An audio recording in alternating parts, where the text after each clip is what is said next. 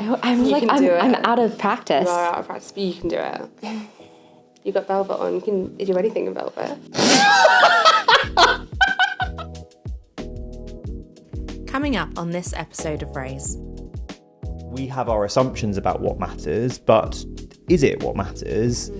Because one of the other things that you really need for consultancy on both sides is trust. I don't mind if you don't have a pipeline, but if you say you have a pipeline, do you have a pipeline? Yeah. You're dealing with one-on-one individuals. You can't mass variable test. You have to go with your artistic gut a lot more. The thing that the fundraising regulator will come at you for is not having a paper trail. I will say, first of all, I love that you have these kinds of conversations. People definitely just expect you to know. Yeah.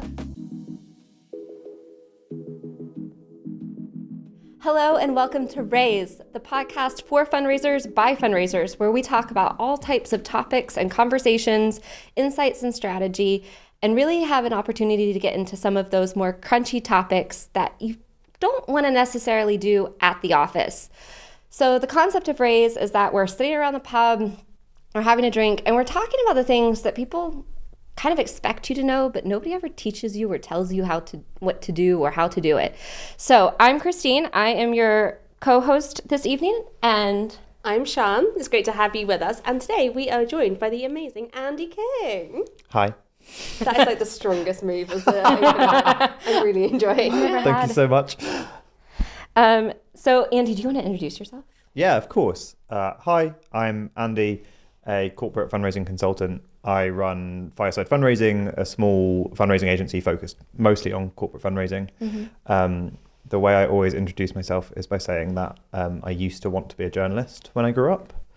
And then I grew up and I met some journalists and I stopped wanting to be a journalist. Yeah. But I realized what I cared about was telling stories that matter. And that's what fundraising is. Yeah. Telling stories that matter to the people they matter to. But the thing that really excites me about corporate fundraising in particular is where an individual or a major donor can change the ending of one person's story. Companies can often change the narrative of your cause. So if you're a health charity working with food companies to make their food healthier, not only can you cure your condition, but you can make less people sick in the first place. If you're a social mobility charity, changing business practices makes it easier to get into an employment and need the services less. And I really love that, and I really love doing that. So here we are, longer ago than I care to admit. There we go. Amazing. Thank you so much for being here with us. And so before we dive in, should we cheers? Yes. So cheers, here's to An important raising moment. money, voices and glasses. Money, voices and glasses. Thank you Cheers. for joining us. We'll do a... Oh, you're not quite. No. We're both Wait. short. You can do it. Oh, we made Yay, it. we did it. There we go. It's like hitting the end of your budget. So, final little push. We hit the big give target in the final minutes. Yeah. Hey, never a more salient thing has been said. What are we drinking today, Andy? We are drinking a Merlot. You asked me what I wanted to drink, and I said Dr. Pepper or red wine, which somewhere translated to Dr. Pepper and red wine. And the horror from Sian, we've navigated by making it just red wine, I think. Yeah, I think it was like a horror. Like Christine texted me being like, just to confirm, it is not together. Because there was like a real fear of like, why are we inviting this person on our podcast if he's drinking red wine and There is, Dr. Pepper together? there's a place in Europe where they drink red wine and Coke together. Yeah, I think That's it a is a thing. drink. Um, Definitely was something on How I Met Your Mother where they drank like red wine cut with like a soda maybe or fruit juice. like you shouldn't, but you can. Yeah. I guess Like, is Can do a the... lot of Maybe things. at university. It does not mean you should. Yeah, fair enough. Right. Well, anyway, Good. cheers. Cheers. Cheers. Andy, so we're really excited to have you on the show. I wanted to have you on the podcast for a really long time. Thanks. And so now you're here. And one of the things that I thought would be interesting for us to talk about is this huge minefield that is consultancy and freelancing and training and all of the different sort of things that fall under that umbrella. And so as an agency owner and a consultant, could you kind of talk us through what the difference between those things are? Yeah, absolutely. I will say, first of all, I love that you have these kinds of conversations. Like I loved the episode with Ashby where you were like, how do you work with a recruiter? Because as you say in your intro, people definitely just expect you to know. Yeah. And like, how do you know? Like, How do you know? I became a consultant having never worked with a consultant. And I remember on my first day being like, how do I show up today? I feel like there's this big like thing that I'm expected to do and I'm just a small boy. Do they know Did that? you buy a new notebook? I bought a new notebook and I actually was immediately calmed down with my expectations because I got to my first day and my boss at the time was like, hey, here is your laptop. I don't have the charger and it's dead. And when you do get the charger, I don't know the password. Excellent. And I was immediately like, I actually think I'm going to be okay. So small charity vibes. Yeah, very much small charity vibes. But your question was about wading into consultancy, freelancers, training, which I think is a really interesting thing because one of the things that you don't get taught is how to know what you need. Right. Like you are stuck with a problem. That might be you're setting up a new income stream and you don't know how. Or it might be you're setting up a new income stream and you do know how, but you don't have any capacity. Yeah.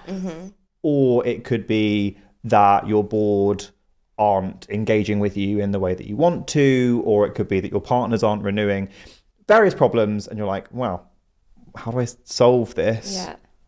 And there's kind of three things that you might need, which is capacity is a big one.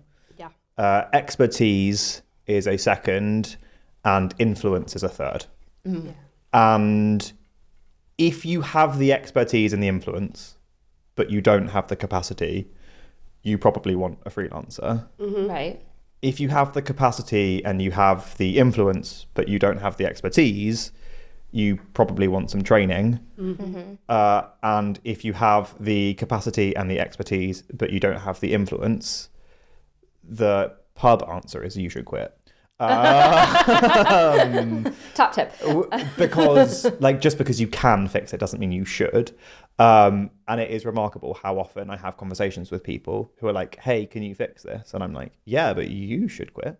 I love that though, like just kind of owning it as a maybe this isn't the right place for you if this is the problem you're having. If the problem you're having is that they don't respect fundraising and they don't respect fundraisers, it's very hard to turn that ship around. Yeah. I think especially at certain levels, right? So I think if you're like at the officer, senior officer, manager, like really until you minimum get to head of, if they're like full on not respecting fundraisers, you're not senior enough to like have enough influence to change that. So exactly. Why be there? So basically, if you're missing capacity, freelancer, if you're missing expertise, training, if you're missing influence, quit. If you're missing two of the three, get a consultant. Right. And it's kind of only if you're missing two out of the three that you should get a consultant, because at that point you're investing more time, more energy, and you are probably expecting longer-term consequences than a stopgap. Yeah. In particular, on that influence point, if you believe a consultant could have the influence that you can't and you think that could change it, then that's worth it, because there are times pretty frequently that my job is to say something that a fundraiser in-house has been saying for a while. And it's not only said by a consultant, but also a white man. Oh my God. And like in particular, contact mapping, getting boards to open their black books for corporate fundraising. Having a consultant creates a time and investment pressure that makes that more possible. But yeah, that is the thing to think about is, do you want a freelancer who is another pair of hands? Do you want a trainer who's going to show you how to do it? Or do you want a consultant who's going to create some tools or get some early results? And while they probably come out of the same budget line, they're not the same thing. Right. Yeah. And what gets you out of bed in the morning? So like when you're looking at working with a charity and you go, I can really help here, or I can come in and I know that this is something I can support with, like what kind of stuff are you looking for? Yeah, that's a great question, because I'm relatively cause mercenary at this point. Yeah. Like You've worked for some really niche causes. Yeah, like I've worked with everyone from Cancer Research UK to like Clowns Without Borders who take comedians into refugee camps. I kind of love that. Popped up on my LinkedIn. I love them so much. Do they have little cars? I don't know. They definitely have red noses. I actually introduced my housemate Josh Lee, who you may know, to them, and he's now a trustee. Oh my God, that's the best up on my LinkedIn match ever. That's because he's part stand-up comedian, part fundraising consultant, and now whenever we talk about clowns, it's honk honk squeak squeak time. That's how we define that. But Clowns Without Borders I absolutely love. Sumatra and Orangutan Society I absolutely love. Just Like Us, a queer youth charity I absolutely love. We did some work with them at Terence Higgins Trust, nice. and they came to some of our events, and like they were just like the most incredible charity. Yeah, they're just really cool, and I think what the clients that I'm excited to get out of bed for have in common is the people that work there. Yeah. And it's not even necessarily the service users that they're helping, it's the people themselves. It's probably lifelong fundraisers who genuinely want to make a difference and genuinely want to apply stuff. Yeah. They're the people who will ask the cheeky extra questions, and that makes a significant difference. I really enjoy that, I would say. Yeah. Yeah, you love people. Yeah. You love people. Yeah, you love relationships. Yeah. And so corporate fundraising. And it's that, I think, of like the corporate fundraising crossovers. I really like influencing organizations through people. Right. Because organizations aren't real. It's just a shell of people.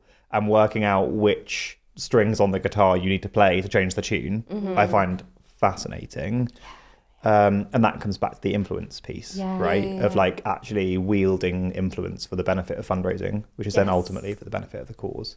I really enjoy. I love that. Organizations aren't real. They're just like the shell for the people. That's such a... Yeah, I've never really thought about That's it. such a Corporate true fundraising statement. is like one of the few areas of fundraising I have zero experience in. I've never worked in corporate fundraising. Oh, there you go. So it fascinates me. My mum actually works on the other side of it. She's a CSR manager. Oh, no way. For a big company. Right. And so I always see it from her side. She's always like, oh, the charities are being so difficult. They're charging us to come and volunteer. I'm like, yeah, they are. So it's really interesting seeing it from like the other side. And when I was outside society, they were one of our corporate partners. So it was like this interesting. really weird like dynamic where I see her that. company was fundraising for us and I was working there, and That's so funny. We actually did a piece of research into why companies give in their own words, and so we spoke to 20 people like your mum. Oh, is that the one that you did with Leslie Pinder? Yes. Oh, absolutely. can you say a little bit about the report? Because that was so great. Oh, I just really loved it.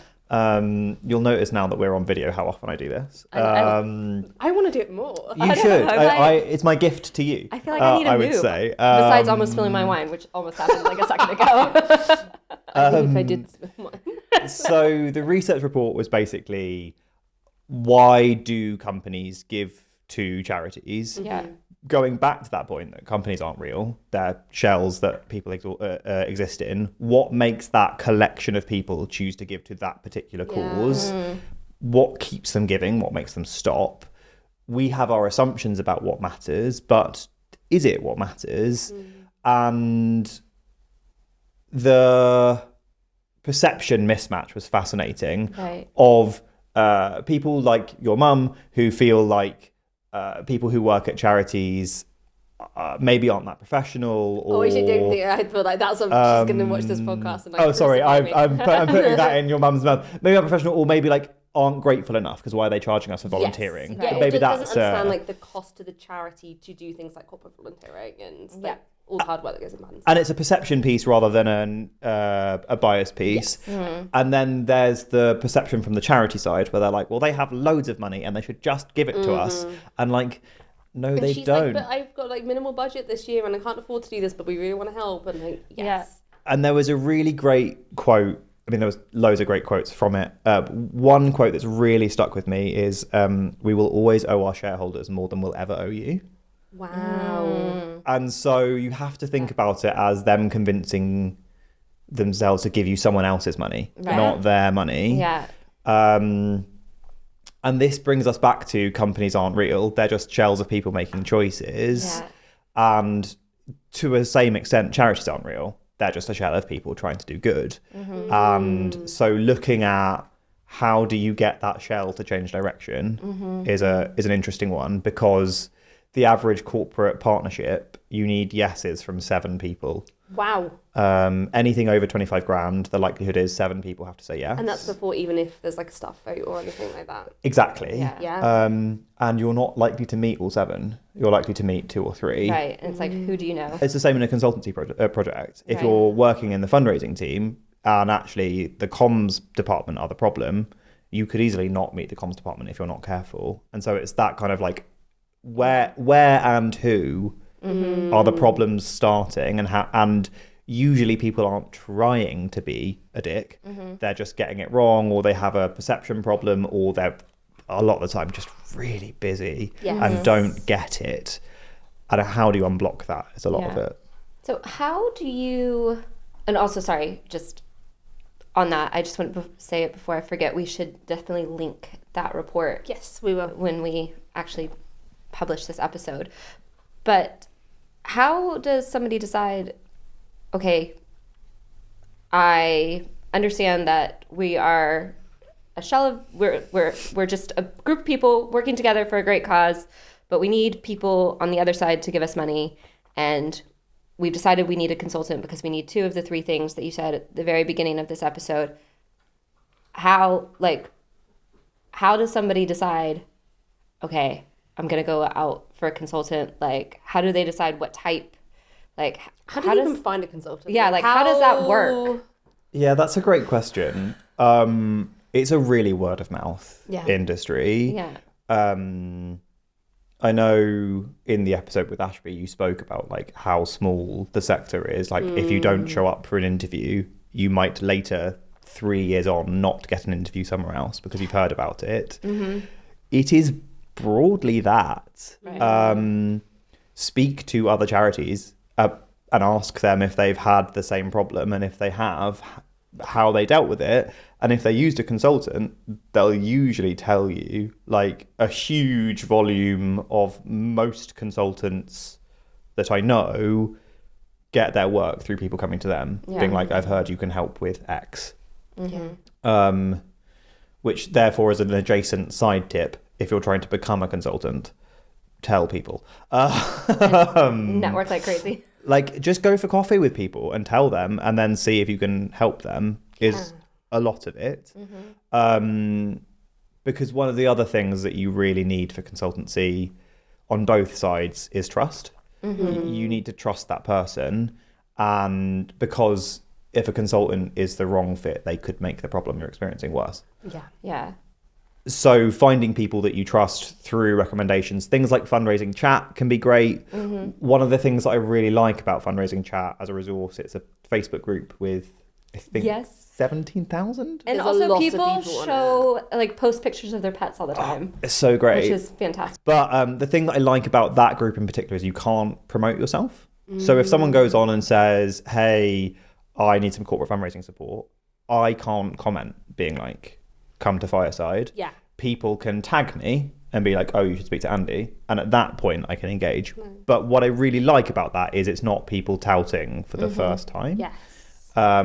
So, yeah, there are resources like fundraising chat if you're on Facebook. The CIOF has a directory of consultants, though you do have to pay to be on that. We as Fireside are not on that because we don't pay for it, because we don't need to. Lol. Like, why would I pay for it when I don't need it? Exactly. Well, to be fair, like Dee, our very first guest, and just one of the most amazing like coaches and mentors in the fundraising sector, leadership coaches, she very proudly is like, all of her clients are word of mouth. Yeah. I was like, can I link your website? She was like, I don't have one. Love Have that one. for her. Yeah, it's like so good. And I'm So like, oh good. yeah, because you're great and people trust you. Yeah. So And it depends on whether you want to be a person or a company, right? Like I wanted a website broadly because I wanted Fireside to be a team rather than just me from the word go. And my first website, which you cannot find anymore, do not try. Sounds like a challenge. There'll be like one prospect researcher listening being like, I will find it. Looked more like a GCSE art project than that sounds like our website. It was dreadful. Was it filled with Photoshops? It was like copyright free images of fires, like stock sparklers, images? like really as heavy stock as you can go. Amazing. Whereas I think we've leaned into the GCSE art Photoshop side on LinkedIn quite a lot. Yeah, I love that though. It makes it stand out. Yeah, it does. There was a thing on Fundraising Everywhere about how Duolingo do their marketing. Yeah. And the thing of that was people aren't on social media to learn languages. They're on social media to have fun. Yeah. And actually that even applies to LinkedIn.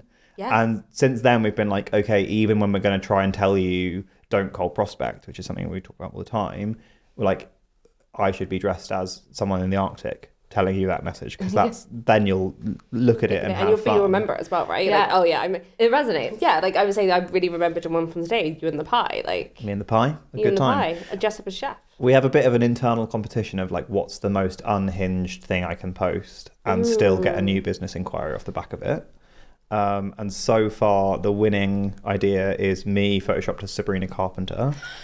And the caption was something along the lines of, if you want to go from please, please, please to I can't relate to desperation with your corporate pipeline, let's talk. And we had a reach out from a household name charity, and I remember being like, this cannot be happening. You cannot be getting in touch with me, you who provide legal services, because I was dressed as Sabrina Carpenter. Well, not dressed as, but you know what I mean. Photoshopped as Sabrina Carpenter. I think that's fantastic. That gives you the insight into the people, right? Which is It's fun goes and back it's to got your personality thing. And actually that's another point of finding a consultant is different consultancies have different vibes. Yeah. And you want to find the person who matches you best, in that like we pride ourselves on being quirky, and the way that we always phrase it is like, we will take the work seriously, but we will not take ourselves or you seriously. Yeah.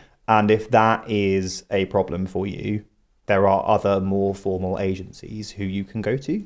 Yeah. And so thinking about what you want vibe-wise from a consultant, I think, is important. So you kind of got like the professional vibe, the quirky vibe. Are there any kind of other main vibes? I'm just really throwing the questions at you today. I think a huge part of it is like, how much theory do you want, and how much practical do you want? Yeah. How collaborative do you want? There was an image of a design shop the other day that I really liked, with a list of prices. And it was like, we design everything, £500. We design everything you watch, £700. We design everything you help, £1,000. All the way down to you design everything, £10,000. And it was like, basically the more involved you are, the more and it's very funny. Yeah. But I love that. we won't ever tell you what to do.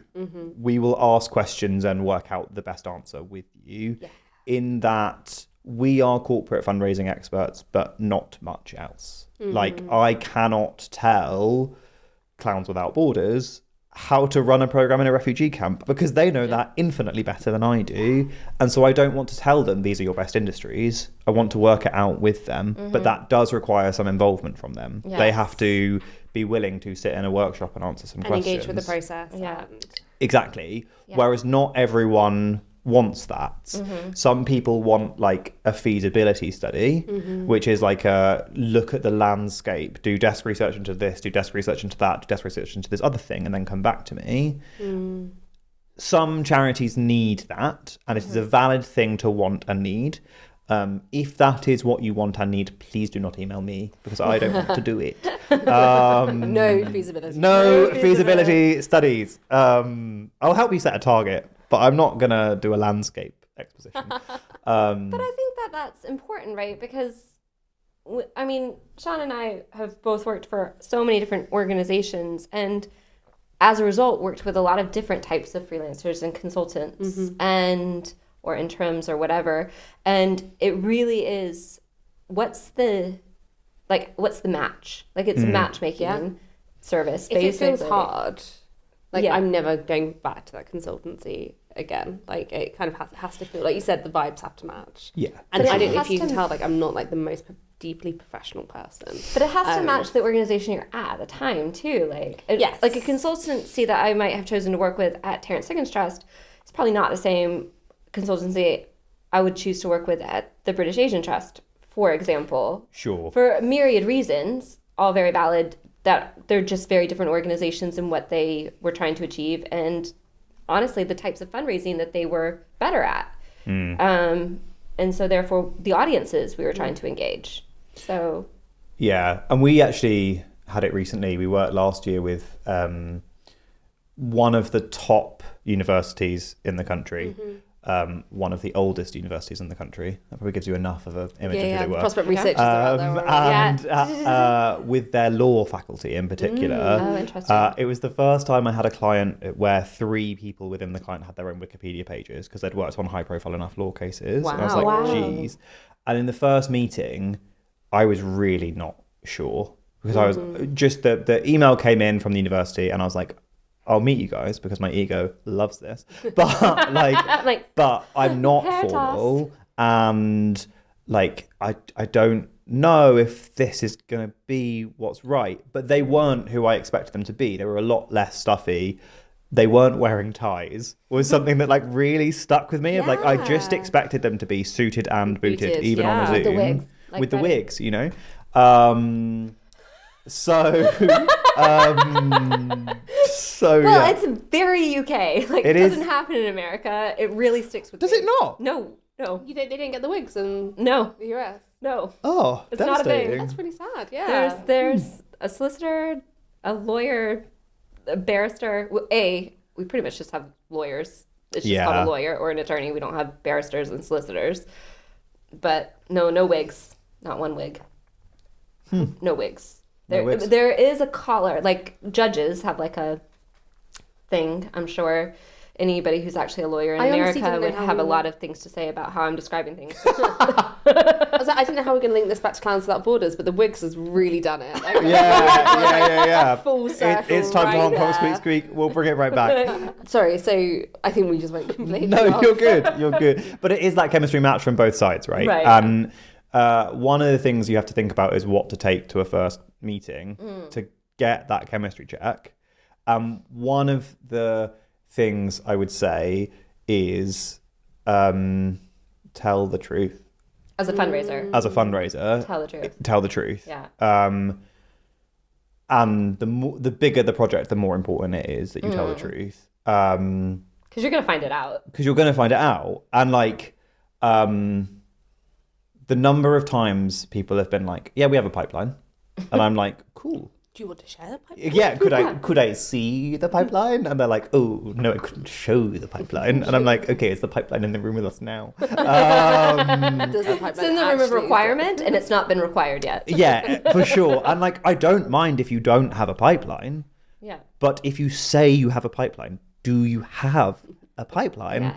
Well, I think this is it. It's like people get embarrassed about the state of their pipeline. And I'm at the point with a lot of things where I'm just like, do you have some names on a list, and why are they on that list? Let's start Yeah. there. Let's start there. We can make it And all the things it needs to be. it's that thing of like, they're embarrassed by it. Yeah. But if things weren't bad, you wouldn't be asking me for a meeting. Also, So but there's like so many charities where it is bad, and I think that's the thing. Like, you just assume everybody else has got their stuff together. Everybody else knows what they're doing. This is so embarrassing because my pipeline's not up to date, or like Yeah. my stewardship program isn't great or doesn't even exist. Like, you know, and you assume everyone else has got Yeah. it together, and so there's like it becomes embarrassing to admit that you don't. But the reality is that loads of charities aren't at Or- that space. no. A lot of times, sometimes in the corporate space, but it's more noticeable, I think, in like the public and individual giving spaces. You've got like a serious retention issue. Clearly, you're like acquiring fine, everything's going fine, and then you go into retention and it's just not there, but you don't really know why. Like you can't pinpoint like what's the biggest moment that's going to make the biggest difference in that space that I can control or fix, or can bring somebody on to control or fix. And it happens in every stream of.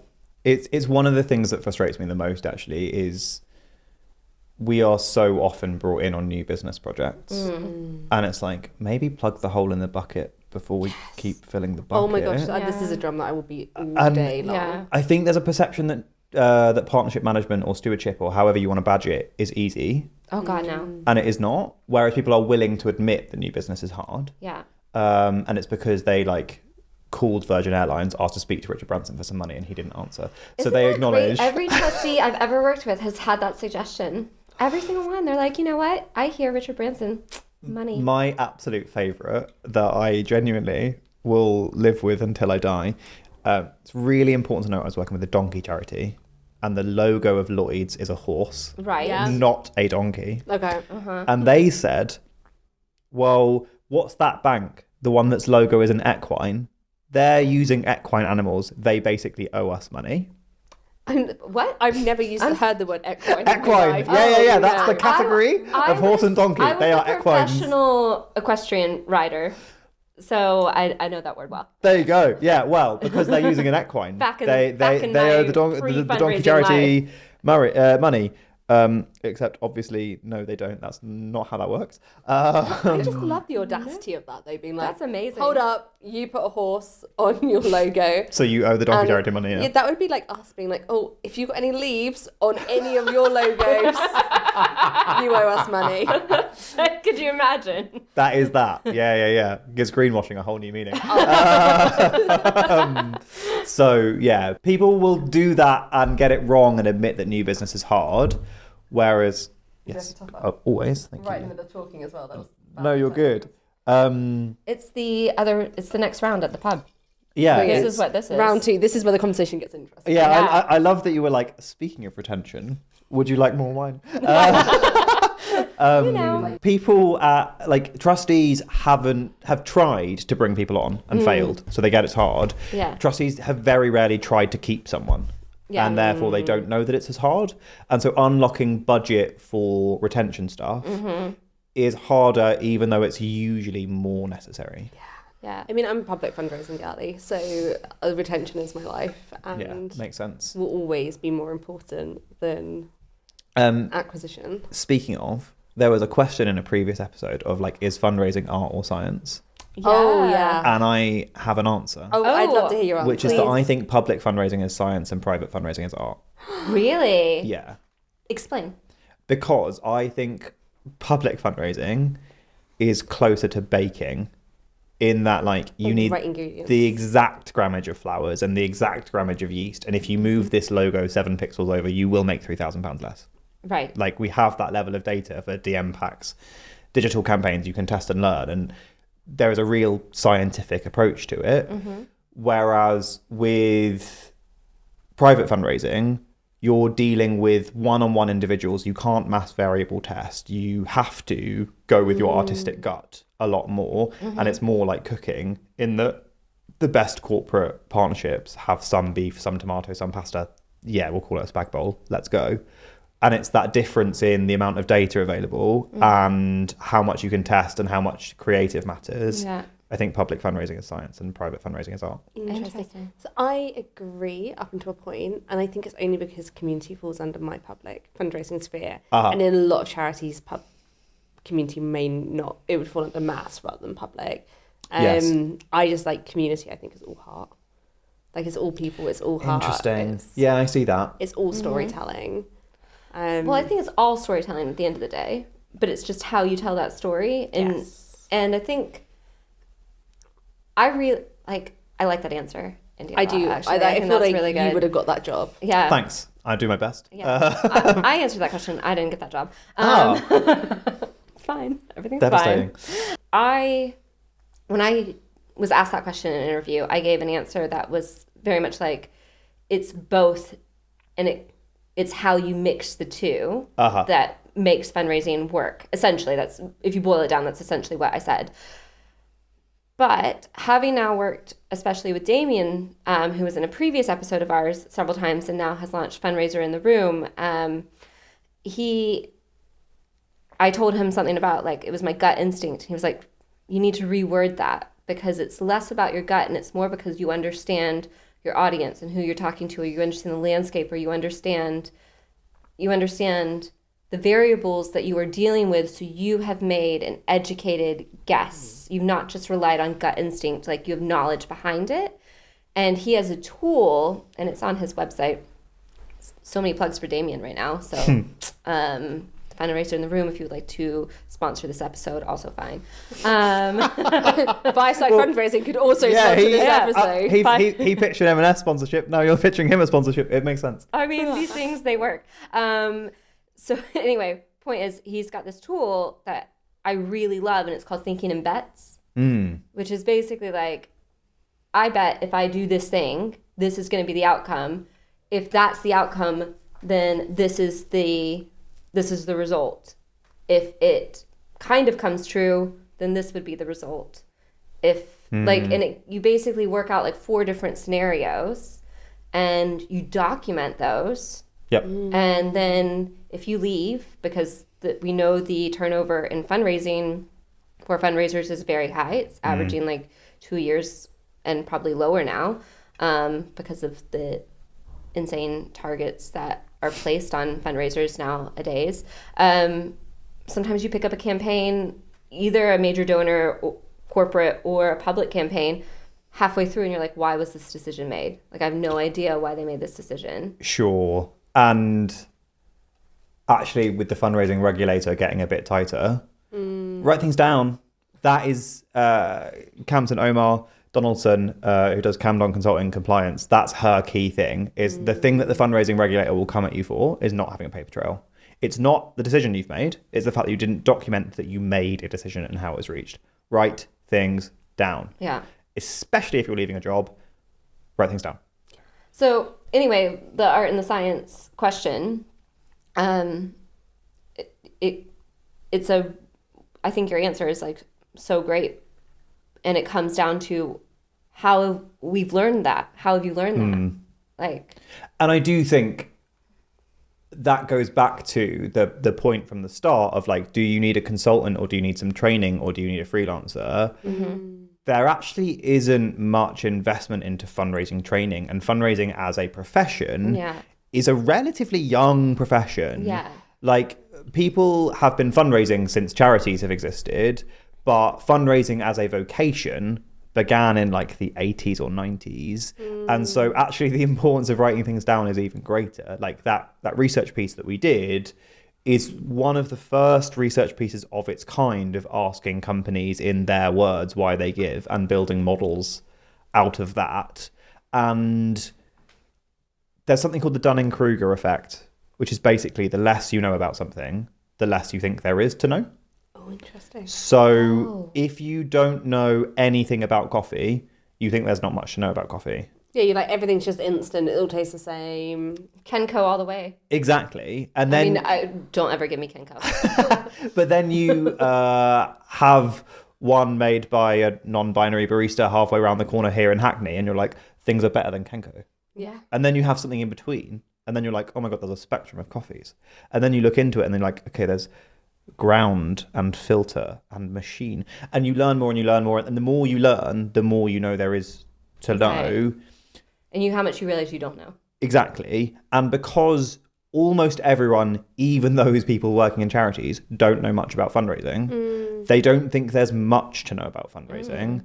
And so one of the things that we need to get more comfortable with as a sector is being like, there's a lot to know, and I don't know it. And therefore, I actually do need for you to buy me this book or put me on this training course and find the right ones.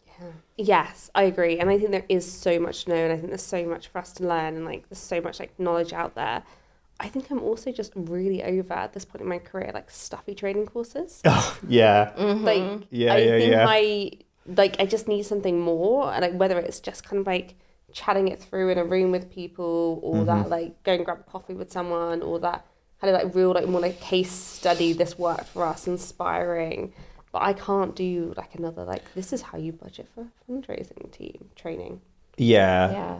I get that. I find it interesting that you picked the budgeting one, because I actually think it's one of the things that training courses in corporate very rarely cover. People don't know how to set targets. People don't know how to budget. No. And I agree. But I think that comes down to the stuffiness of the training. Someone speaking at you for 2 hours is not how you learn. No. Someone speaking at you for half an hour and then you having a guided half an hour exercise where you set your own budget in the room with that person still there to answer your questions is how you learn. And those like formal academic courses, not the vibe.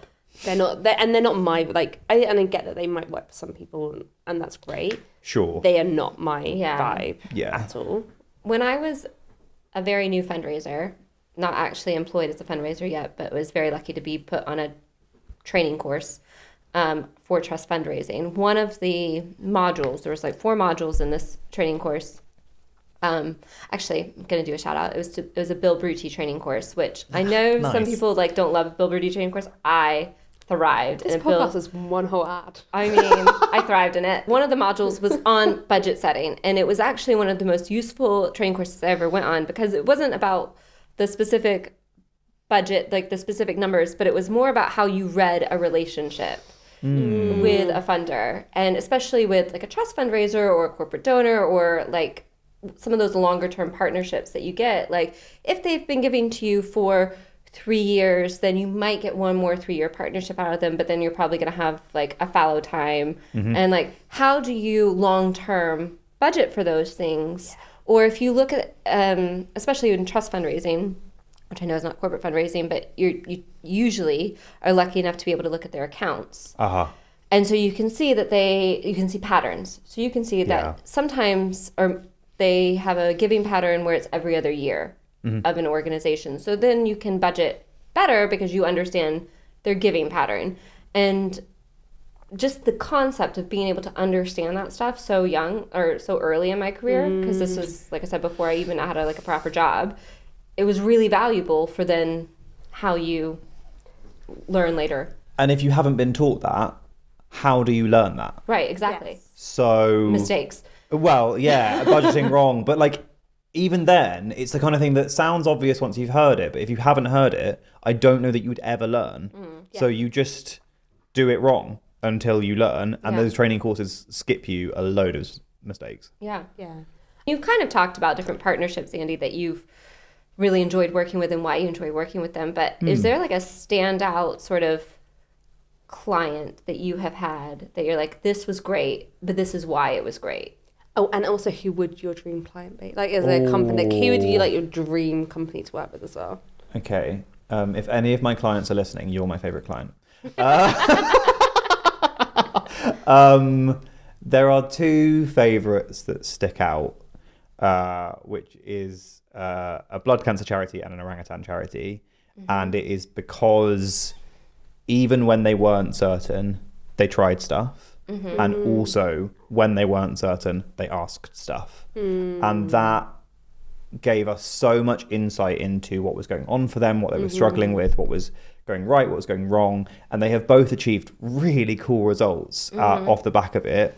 The orangutan charity secured a second phase of a partnership with Lush, having in the first phase Lush being like, we're never doing this again. Love a challenge. The blood cancer charity has got their first 6-figure partnership with a massive engineering company because they've been able to try the stuff. And I think A, they tried stuff, and B, they reported back, which made it much easier to kind of keep going and keep investing. Do you want your clients to report back? Yes. Yeah. Oh my gosh, but that, like, I talk about this a lot in public fundraising, that love of internal stakeholder management, but it's the same with consultants, like report back, let you know how it goes, thank you, show you the impact that the work had. Yeah, absolutely. For sure. Like, we give quite a lot of help out for free. We are more than happy to help with small questions. But tell us that you used it and tell us if it worked, because we're then more likely to then give you more free help later or discounted help or whatever it looks like. Like the orangutan charity in question, I actually gave them a full day's workshop for free completely because the relationship has been so good, and they didn't have the budget this financial year, but I knew how much they needed it because we speak so frequently that I was like, just have the workshop because I know A, you'll use it, and B, you'll tell me that you used it, and that is a lot of it. So yes, tell people.